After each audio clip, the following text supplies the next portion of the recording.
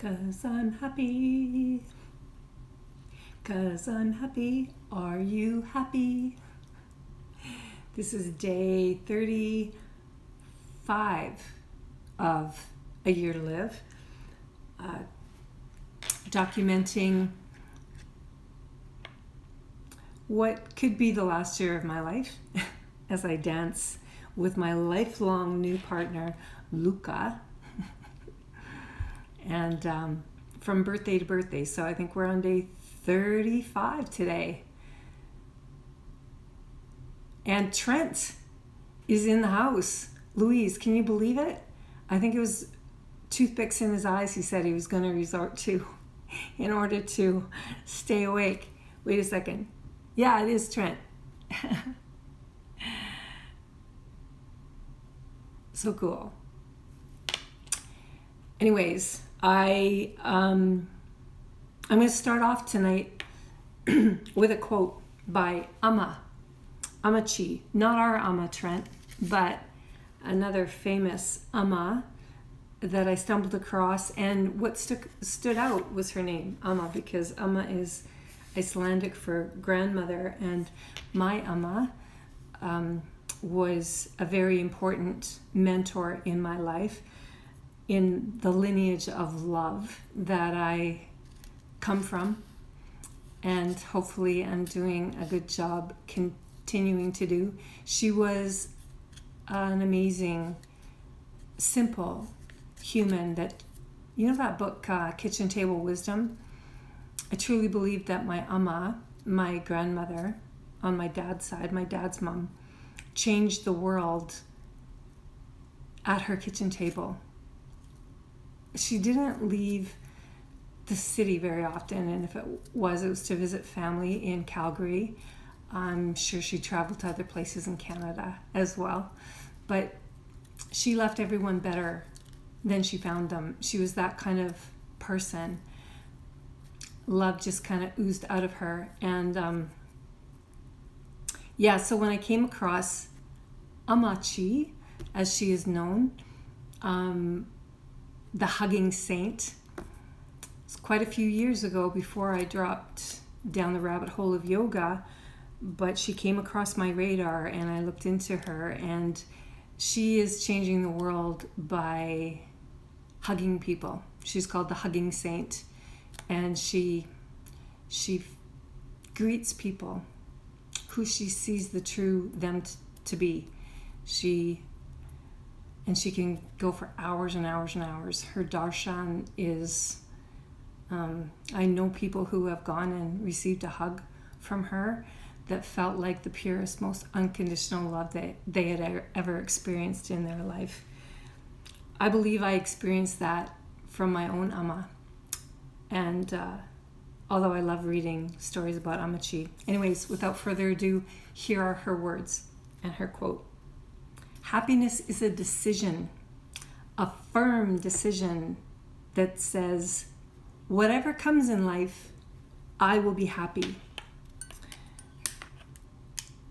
I made that decision for myself in 2009 when my family was changing and the girl's father was making different choices that would move him away from me especially, and our family, is that I made a decision to not let my joy leave with him. And it was a very tough practice for a long time, and then became easier and easier until I had the habit of being joyful regardless of what happened. And little did I know that his leaving and our family changing was not the worst thing that would happen to me. But it was when the rubber really hit the road of me making that decision that whatever came in my life, I would be happy and choose joy. So, did you dance today to the song? Did you see the song that I posted on my stories? That song always reminds me of my friend Gina DePaulo. And many years ago, I can still see her walking through the front door of my condo, it was a very high ceiling in that condo, not the one I'm in right now. And it was a California style condo, and it didn't feel like there was a roof in there. There was so much space. And she came in just singing at the top of her lungs, and that room without a roof, is just like her happiness in that moment was off the charts. And so whenever I hear that song by Pharrell, I don't know if I'm saying his name right, I think of Gina. And Gina and I have been dancing, I'm sure, for many lifetimes. But yeah, more stories about that later, because there's a dance that she taught me that I glimpsed at Yashodhara Ashram, and I have since learned it and practiced it many times. And who knows, maybe we'll show you that dance at some point in time. But so that's the quote for the day. You've got your dance for the day, so go dance if you haven't already to Pharrell's "'Cause I'm Happy." If you haven't made that decision to be happy in your life, no matter what comes down your street, whether it's divorce, tragedy, losing everything you own, getting a rare and aggressive form of leukemia that most likely is going to shorten your lifespan dramatically, you can still be happy regardless of what's coming down your street. I'm not saying you're going to be happy every minute. I certainly am not. I have, this is the dance of my human mess and my holiness all in one. I'm all of it. I'm the whole deal. So are you. So we get to be all of it, right? But I do have some really good news today. For the first time it seems like forever, but I believe it's only been about 10 days or so, I went back into the medical world. I've been covering all my little pokes and prods and bruises and invasions and healing. And so I went back into the Cosmic Center today, just for them to take some blood, to do some blood work, to change my dressing on my Hickman line, which needs to be done every week, and to give me, just to lay eyes on me to see how I was doing. So my transplant coordinator, Tamara, came and saw me. It's always nice to see somebody in person, and had a little chat to just check in with me and see how I was doing. And she said she sent me home with injections, which is the precursor, the thing that they do to help my bone marrow go into big action on creating and producing stem cells, which is what they tried before, and it didn't work, didn't have an effect. My bone marrow said, take a hike, you guys. I don't want to listen to you injections. So despite the big guns and the little guns that they pumped me full of, I didn't have a very successful harvest, as I've told you. However, I found out today that as dismal as it was, after 12 hours hooked up to the apheresis machine, I think I said that right. It's kind of like dialysis. They extracted 1/3 of what I need, 1.3, maybe 130 million. They need 400 million stem cells.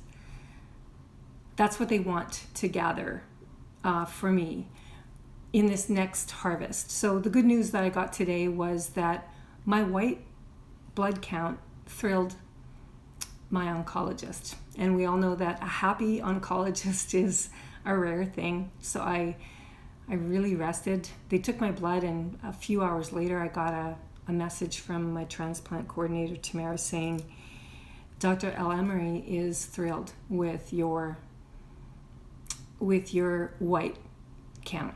Like you're in a good place. Your blood work is good, and the rest of it is really good, which means I'm good to go. They're going to gear up to get me on track for transplant again. So I'm hoping that that this trend will continue, and that my numbers will remain good, and that the injections, which I start on Friday, which is like, I sound like a baby saying this, but I have to wake up every morning fairly early, and the first thing I do is inject myself with these needles that apparently are thicker. For those of you who are diabetic saying, piece of cake, I poke myself every day. Well, these needles are thicker, and I have to inject more fluid into me. So, or I'm just a baby about it. Tired of being poked and prodded and with needles. But I'm going to gladly, as Kiara said, will love it, Mom. Love those injections. And it's like, yeah, I'm doing my best to, but they hurt. And I have to do it myself. There's no nurse to do it. So it brings up all kinds of stuff. But I will lovingly embrace the injections. I don't have to do them as long this time. Last time I did 2 injections for 8 days straight, 9 or 10 days it turned out being. And if all goes well, they will check my blood on Monday and see how the numbers that they need to look at to see how the injections are working. And that's a number that they want to see ideally be around 40. And Trent, you said 44. And so let's shoot for 44. That's the number we want to see my stem cell measurement at. I know I've been told what it is. I'm not a technical anything. I'm not a technical mom. Didn't follow all the technical rules. I wasn't a technical photographer. I wasn't a technical yogi. Didn't really like anatomy, even though it was all about the body. I'm not a technical patient either. So I want to learn, though, which numbers they're looking at. And I'm starting to get used to that after looking at all my blood work results on a regular basis. I still can't remember those numbers. Anyways, we're looking for 40 by Tuesday morning.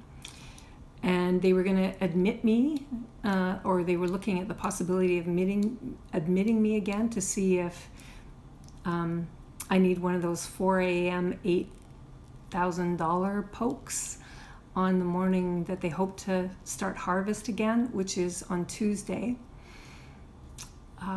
The 22nd, I believe. So the 22nd, we want to see my numbers at 44.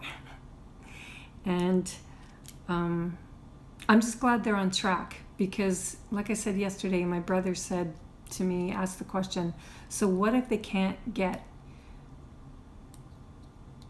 your own stem cells? What if they can't harvest enough?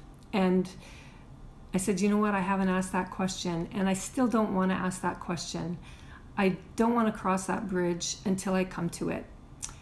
I want to trust my body to do its part in this, and trust that if it doesn't, then I will be guided and led by in the next step of this dance, right? It's like I don't even want to think too far ahead, other than praying for the best outcome for whatever is meant to be. So, but I was happy. I can't deny that receiving that email, getting that good news about my blood work, because I started crying with relief immediately on seeing it. And that just was an indication of how much stress I was really carrying. To feel that kind of relief, getting a little piece of good news is always an indication to me. Like that unfiltered response was an indication of how much I hope this works. And I'll cross the bridge if it's not gonna work. Then I won't give that too much energy until I have to. Until then, I'm in a good place. I'm happy with the updated blood work, and I'm looking forward to Friday and little poke first thing in the morning. Careful what you wish for. You never know what you're gonna get. I'm being a little fresh, but I like flirting with life and with love and with anyone who'll let me. Flirting's fun. So I'm going to look forward to my first thing in the morning poke before I do anything else in my day, and trust that those injections will do what they're meant to, and if not, that I'll cross whatever bridge I need to get to the other side of who knows where, to who knows where we're all going. And yeah. So a song, which you already got today in my stories. I'm practicing reels, whatever those are, on Instagram. And because they let you choose music on reels without penalty. So I figure, okay, I can do that. And the quote from Amachi about making a decision to be happy. It is a decision, a firm decision that no matter what comes down your street, no matter what comes into your life, you will not let it rob you of your joy, your inherent joy and happiness. And it's a worthwhile endeavor. We can either laugh or cry or do both, which I do plenty. And I like laughing. I've never been more joyful since I made that decision. So I know it works as well. It has changed my life. And then good news, heading into this next step in the dance that, my oncologist is pleased and happy with results. And so when he's happy, I'm happy. So let's just keep that happiness factor going. And thank you so much for your loving support. I always, always, always appreciate you and your presence. These are happy tears. These are grateful tears oozing out of every pore in me, as well as my eyes. And thank you so much. I love you.